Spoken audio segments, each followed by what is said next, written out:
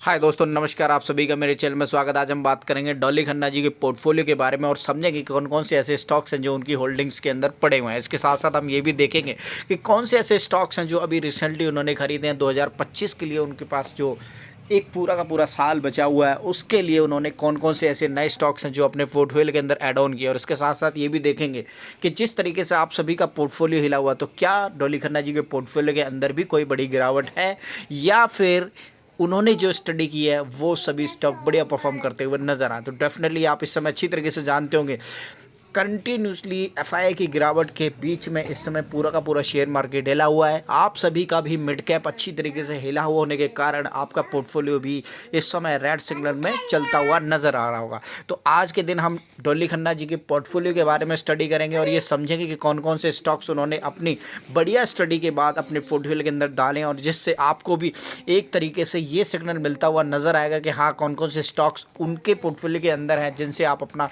कुछ बेनिफिट्स उठा सकते हैं। कैलकुलेशन करेंगे तो उसके हिसाब से जो यहाँ पर डाटा निकलता हुआ दिखाई दे रहा है, किस तरह से as per the latest corporate share holding file Dolly Khanna ji के बारे में जो निकल कर आ रहा है, उनके पास 19 शेयर हैं इस समय अपने पोर्टफोलियो के अंदर, जिनकी नेटवर्थ जो है 402 करोड़ पॉइंट 9 करोड़ की निकलती हुई दिखाई दे रही है। तो इस तरीके से आप समझ सकते हैं कि उनके पास लगभग 402 करोड़ रुपए की अभी भी नेटवर्थ के शेयर हैं। अब कौन कौन से ऐसे शेयर हैं जिनके अंदर अगर आप देखें तो जो बढ़िया स्टडी के साथ उन्होंने खरीदे हैं, और इसके साथ साथ हम ये भी देखें किस हिसाब से उनकी जो नेटवर्थ है वो किस तरफ जाती हुई दिखाई दे रही है। क्या उनको भी कोई बड़ा झटका लगा है इस बड़ी गिरावट के अंदर, या फिर उनका जो स्टॉक पोर्टफोलियो है वो पूरा का पूरा भागता हुआ नजर आ रहा है।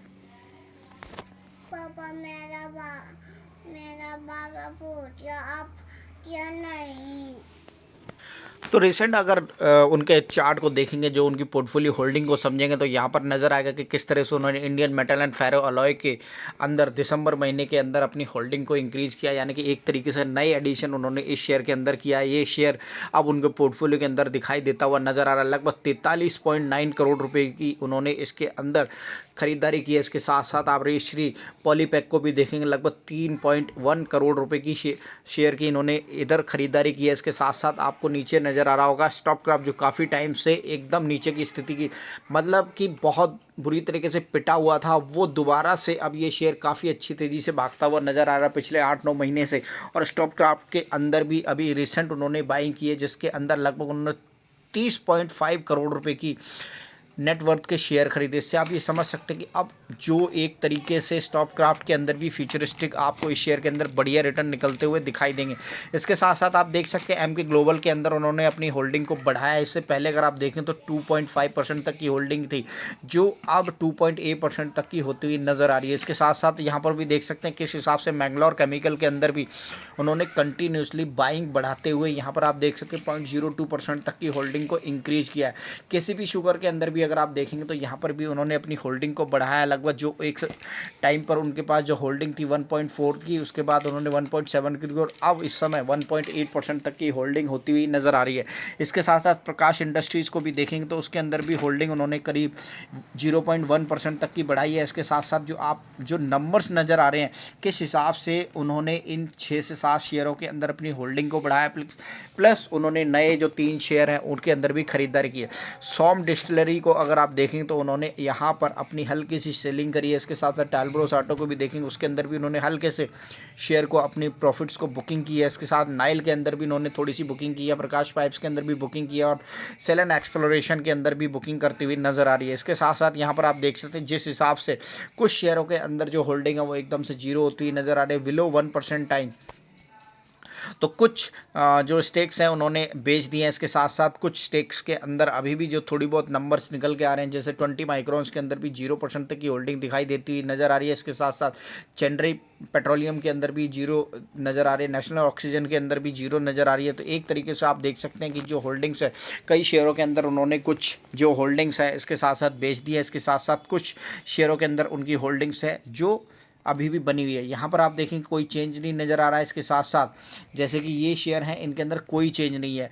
एज इट इज़ उनके पास होल्डिंग्स है वो बनी हुई है। इसके साथ साथ यहाँ पर आप अच्छी तरीके से देख सकते हैं कितने सारे स्टॉक्स हैं जो उनके पोर्टफोलियो के अंदर अभी भी पड़े हुए हैं। तो यहाँ पर आप देख सकते हैं कितने सारे पीओसी इंटरप्राइजेस, जौहरी इंडस्ट्रीज, सभी शेयर उनके पोर्टफोलियो के अंदर पड़े हुए हैं और अभी भी आप अच्छी तरीके से देख सकते हैं। सवेरा इंडस्ट्रीज हो गया, राजश्री शुगर हो गया, नेशनल ऑक्सीजन हो गया, इनके अंदर अभी भी शेयर पड़े हुए हैं और इस समय काफ़ी अच्छी खरीदारी के साथ वो आगे बढ़ती हुई जो नए शेयर उन्होंने एडिशन किए हैं।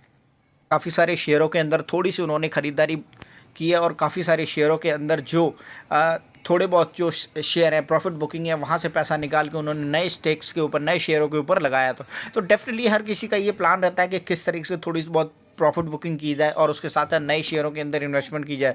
तो ये सभी शेयर जो ऊपर की तरफ नज़र आ रहे हैं, 3 शेयर हैं जिसमें Indian Metal and Ferro, Rajshri Polypack and Stove Kraft के अंदर उन्होंने नई और काफ़ी अच्छी, मतलब अगर देखें तो 30 करोड़ यहाँ पर लगाए, 43 करोड़ से ज़्यादा पैसे यहाँ पर लगाएं और 3.1 करोड़ की खरीदारी उन्होंने यहाँ की है। इसके साथ साथ हम ये देखेंगे किस हिसाब से उनका जो पोर्टफोलियो ओवरऑल किस तरह से परफॉर्म करता हुआ नज़र आ रहा है। तो यहाँ पर आप एक अच्छी तरीके से पढ़ सकते हैं कि किस तरीके से उनके पोर्टफोलियो के अंदर भी एक बड़ी गिरावट है। डॉली खन्ना जी का नेट वर्थ फॉल 11% से ज़्यादा की गिरावट उनके पोर्टफोलियो के अंदर नज़र आ रही है इस समय। और इसके साथ साथ डॉली खन्ना जी ने जो लेटेस्ट बाइंग है उसकी जो नंबर्स हैं वो हम ऑलरेडी डिस्कशन कर चुके हैं। तो एक तरीके से आप समझ सकते हैं, एक तरीके से हम ये समझ सकते हैं कि आप डॉली खन्ना जी के पोर्टफोलियो के अंदर काफ़ी जो गिरावट है इस समय दिखाई दे रही है। इसके साथ साथ जो एक मोटे तौर पर ये देख सकते हैं कि हाँ, उनके पोर्टफोलियो के अंदर जो भी गिरावट थी, लेकिन जहाँ भी उनको प्रॉफिट नज़र आया था उनको उसमें से निकाल के उन्होंने कुछ नई गिरावट के अंदर अपनी अपॉर्चुनिटीज़ को तलाशा और इसी तरीके से उन्होंने 3 नए शेयरों के अंदर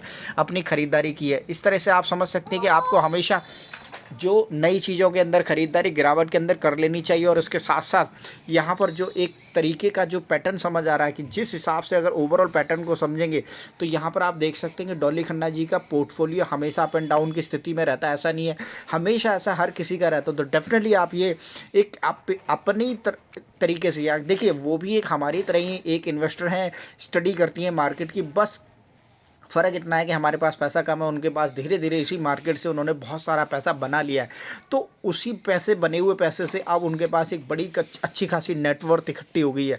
और डेफिनेटली क्योंकि एक अच्छी जब कोई स्टडी करता है तो डेफिनेटली उसके पीछे एक बड़ी टीम भी होती है। तो यहाँ पर काफ़ी अच्छे एसेट्स को मैनेजमेंट करने के लिए उनकी अपनी एक अच्छी टीम भी है। तो उसी लिए अब उनके पोर्टफोलियो के अंदर जो गिरावट है और उस गिरावट के अंदर जो कुछ भी पैटर्न नज़र आ रहे हैं तो उससे आप ये समझ सकते हैं कि जिस हिसाब से उनके चार्ट का जो ओवरऑल नेटवर्थ है वो किस हिसाब से 11% इस समय गिरती हुई नज़र आ रही है। अब डेफिनेटली उन्होंने कुछ नए शेयर भी एड ऑन किए होंगे। तो इस गिरावट के बाद जब दोबारा से मार्केट के अंदर बूम आता हुआ नज़र आएगा तो अब उनके पोर्टफोलियो के अंदर धीरे धीरे एकदम बढ़त होती हुई नज़र आएगी। तो ये हमेशा एक तरह से स्टडी पर्पस के लिए इस वीडियो को आप देख सकते हैं कि कैसे बड़े बड़े इन्वेस्टर मार्केट के अंदर इन्वेस्ट करते हैं, क्या पैटर्न फॉलो करते हैं, किस तरह से गिरावट के अंदर माल खरीदते, कैसे उन्होंने प्रॉफिट बुकिंग करते हैं और किस तरह से गिरे हुए शेयरों के ऊपर अपना नया दाव लगाते हैं।